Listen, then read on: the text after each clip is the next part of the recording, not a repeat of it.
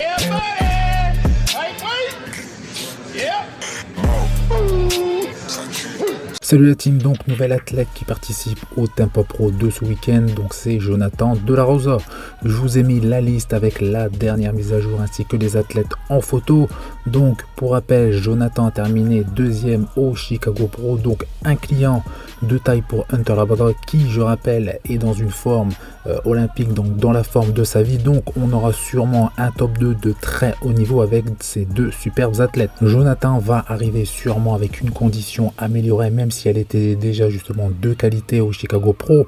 Espérons que Hunter ne foire pas son rebond ou les derniers réglages avant de monter sur scène qui justement ruinerait ses chances de victoire synonyme de qualification à Olympia 2023. Il nous partage encore quelques posings et selon la lumière, bien évidemment, la sèche va s'accentuer. Et on peut apercevoir sa déchirure musculaire sur certaines poses, on la distingue beaucoup plus, donc espérons que sur scène elle sera moins visible que sur certaines de ses vidéos, car ça le pénaliserait très fortement sur scène. Et comme je l'ai déjà dit, Hunter devrait remporter cette compétition et la troisième et la deuxième place devraient se disputer entre Thomas Carlos Jr. et Joel Thomas. Il nous a partagé pas mal de vidéos de posing, mais j'ai gardé uniquement justement cette vidéo qui pour moi est la meilleure. Je ne voulais pas que la vidéo soit trop longue, donc sur celle-ci, grâce à la lumière, sa condition est vraiment mise en valeur, mais sa masse musculaire également. Il paraît moins plat, donc plus plein, super forme, super ligne, ciselé comme j'aime, donc j'espère qu'il sera au top le jour J.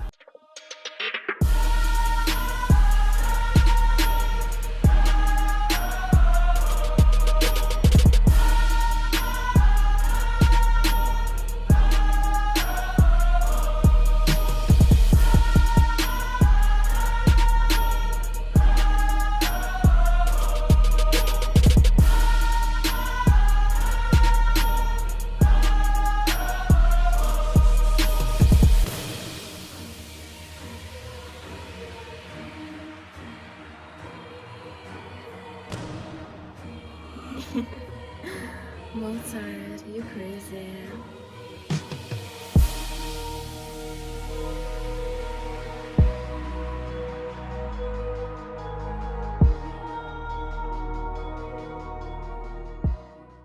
On passe à Michael Krizo qui ne cesse de progresser, qui a participé à Olympia 2022 et qui est déjà qualifié pour Monsieur Olympia 2023 en remportant l'Impro classique. À cette compétition, il a affiché la meilleure condition de sa vie. Il était découpé de la tête aux pieds car il a souvent eu des difficultés à se présenter sur scène aussi bien que sur des vidéos quelques jours avant certaines compétitions. En termes de masse musculaire, il a toujours été aussi impressionnant, mais pour la condition, c'est souvent justement un de ses points faibles.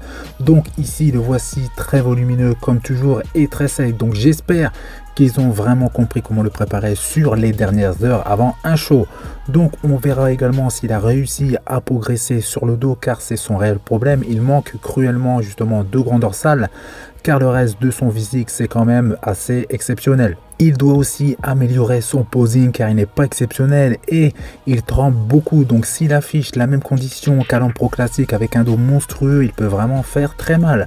Donc dites-moi un peu ce que vous pensez justement de Michael Krizo et selon vous, a-t-il des chances d'être dans le top 10 cette année à Monsieur Olympia 2023? Des nouvelles de Stéphane qui partage cette courte vidéo posing avec un poids de corps de 102 kg. Donc je pense que cette préparation doit vraiment être très éprouvante pour lui avec cette grosse perte de masse musculaire qui implique de grosses dépenses énergétiques mais également de grosses dépenses caloriques. Donc avec les nouvelles règles, il pourra être légèrement plus lourd sur scène, mais j'espère qu'il réussira à afficher une super condition et je n'ai toujours pas réussi à obtenir la liste des participants à sa prochaine compétition à Londres, hormis l'autre français Geoffrey Vasso. On passe à Sergio Oliva Jr. qui change de préparateur, il passe de Chris Aceto à Neil Hill.